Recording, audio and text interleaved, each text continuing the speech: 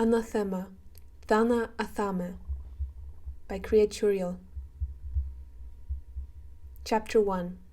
Domoi. Coming-of-age rites come to those who do not come to the coming-of-age rites.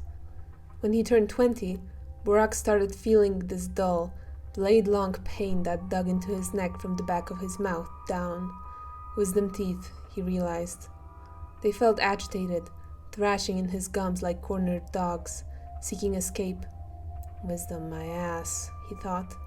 Then he did get wiser, a simple reaction to him threading glasses and courses like beads on the long leather necklace of the line of his time away from home. It was tight around his neck, but not suffocating. Coming-of-age rites come to those who do not come to the coming-of-age rites, and sometimes the coming-of-age rites make those who do not come to the coming-of-age rites come. When he turned 24, Burak was uprooted from his comfortable in its eventlessness life at the capital, where his feet had barely started to anchor, and thrown onto a battlefield. Nothing better than a good war to make a boy into a man, they joked. They used to joke, because they knew they would die as men, just men, one lanky leg still dangling awkwardly into the waters of youth. Burak didn't complain, didn't get to complain about his dull, knife-drilled pain.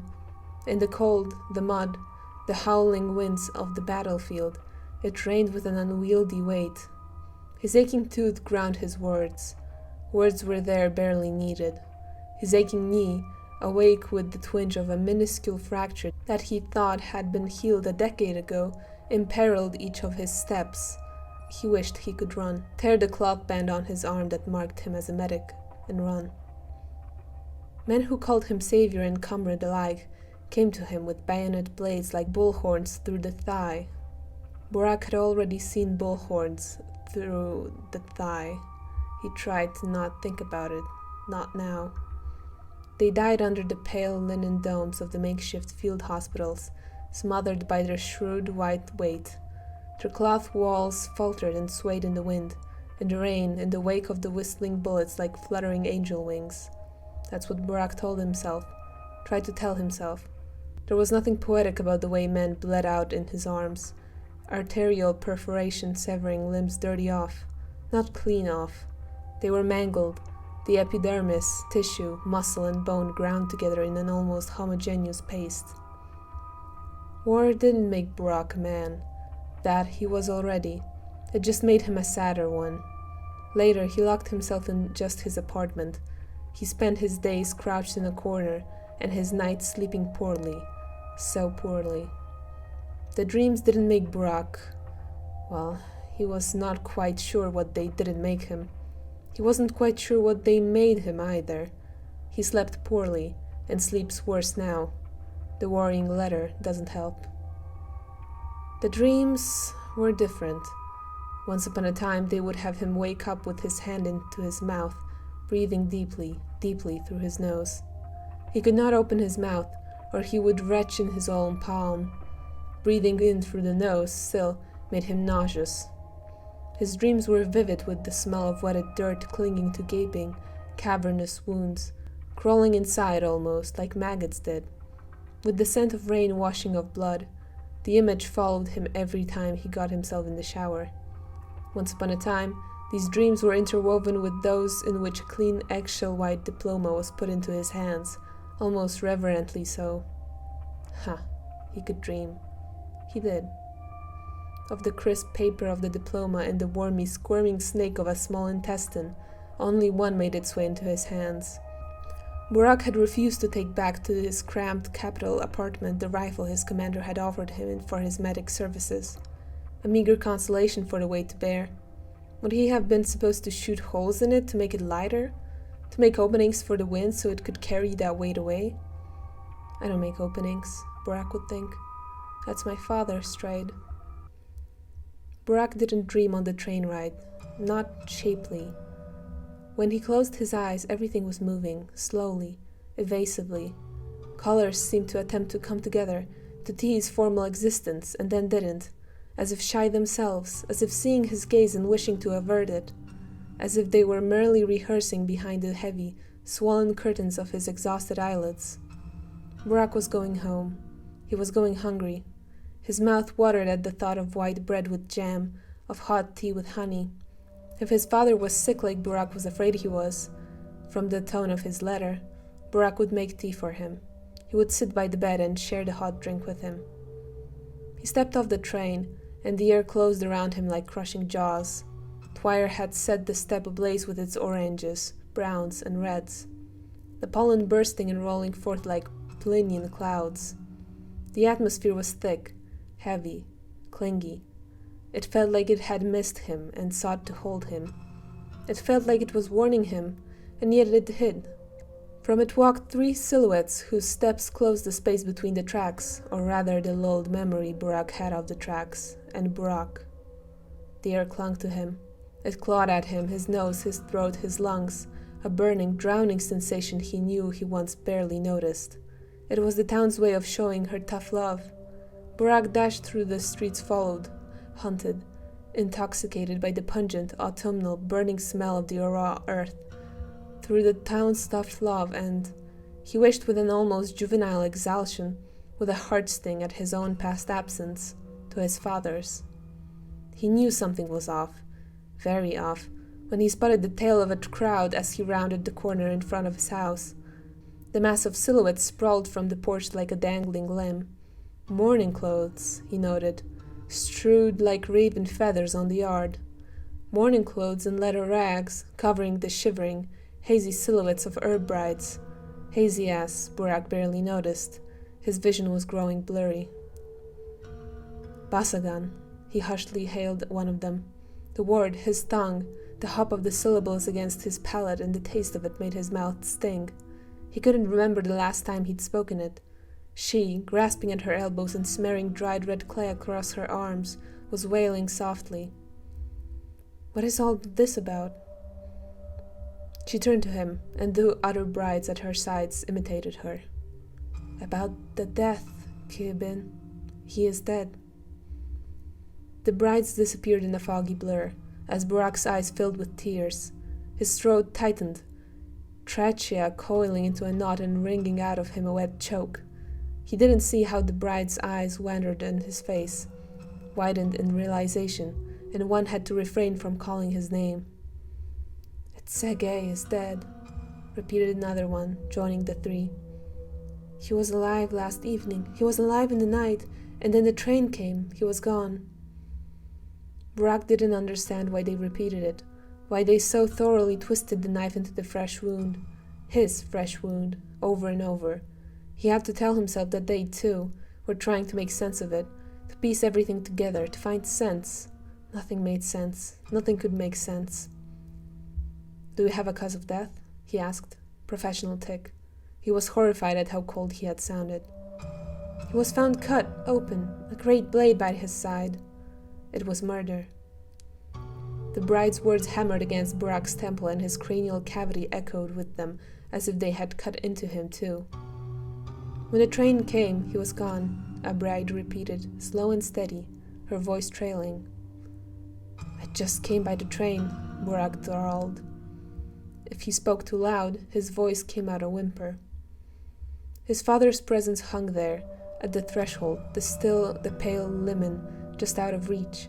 Something in Burak still believed he could push the door and find him, offering him tea, and find him, sick, and find him, at death's door, voice raspy, dry, thin and wiry. "We know," asserted a voice. Burak lifted his head, and eyes were on him. Peering, boring, drilling eyes. Foggy, severe, somber, accusatory. It dawned on him. "Are you kidding? Are you accusing me?" Eyes stayed on him. Gazes clawed at his face like they wanted to peel it right off, tear from him the Burak name, a punishment ripping from him the only thing he had left. "I need to get in," Burak whispered. "You can't. As long as he is still in there, the house must stay closed." Because he is still in there, Burak realized. Still in there, cold, stiff, sunken, waiting. "They have locked it." "Who's they?" "The mayor," answered someone new, who had elbowed into the conversation. The townsfolk rarely listened to brides, and Burak jumped when he heard the stranger's voice. No, it was Olgimski's man, interrupted another. Olgimski himself! I saw him! Someone else again. The son or the father? Son! He would never venture here. Are you saying I lie? Enough, Burak interrupted. Enough.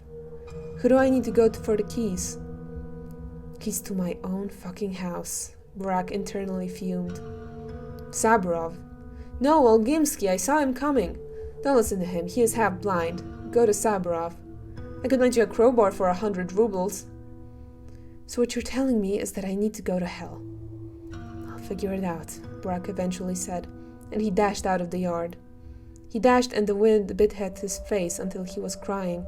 The pollen climbed into his lungs and meddled with the brewing, boiling grief. He dashed and he was followed. Pain sinks. Pain sunk. Pain sunk him and it within him, until he wasn't sure they could be parted, until they weren't, and felt like they never were. Burak is no more. The name falls on Burak's shoulder. There was then a daze, a labyrinthic wandering. Burak felt like he had held his breath the whole way through. There was Grief, who looked older because he was. There was Lara, who looked older and sadder because she was, and sorrow eats at people. Ate at her, ate at Burak. There was Sorry for your loss and Sorry for yours.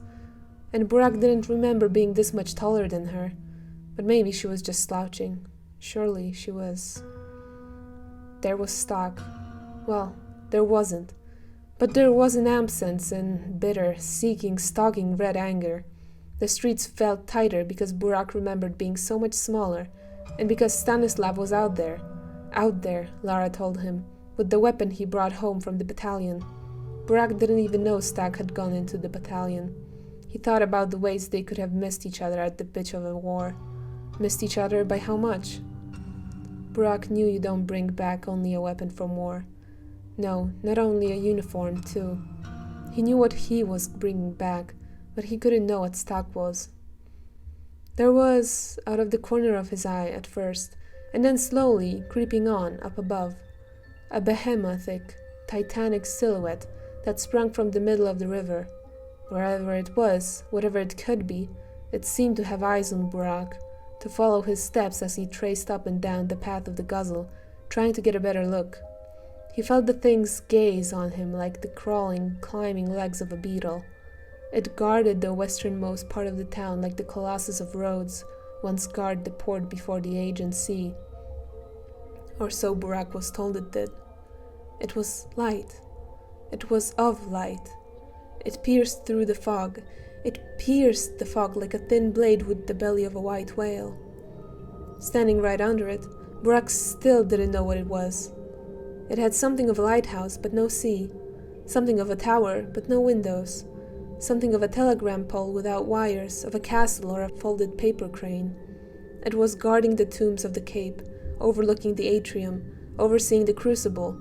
It was looming over the cathedral like a gigantic magpie over a spider. The cathedral was new too. He still remembered the island of steppe grass and flowers that once was in its place, where his father told him to not spend too much time, as it was right by the Kind's windows. Burak swallowed the memory back. It was bitter and thick, and he almost choked.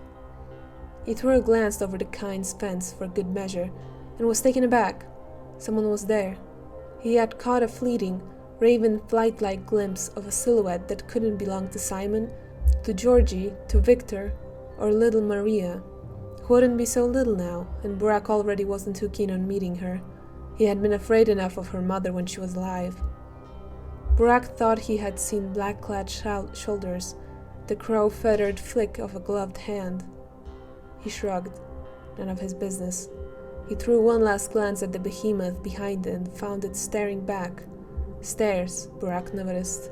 500 of them, easily, if not more, circled around it, rising to somewhere. Maybe its top, its head, one of its many planes. Its shape was incomprehensible from this close, just like it was from far away. It stood, teasing, taunting, peculiar and proud. It floated, and Burak noticed too, pierced. It was bound in the earth with a spear-like anchor. A sudden, long shudder coursed through Burak. He looked away. He left. The construction, whatever it was, whatever it had the power to be, clawed at his back with its sharp, seeking presence.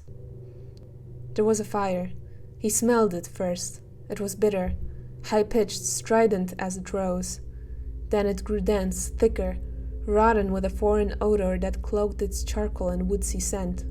Burak followed the trail of smoke. He had to throw punches to make his way. At the bone stake, a pyre was lit. Oh, a stake. A stake. The poor witch on it was no witch at all.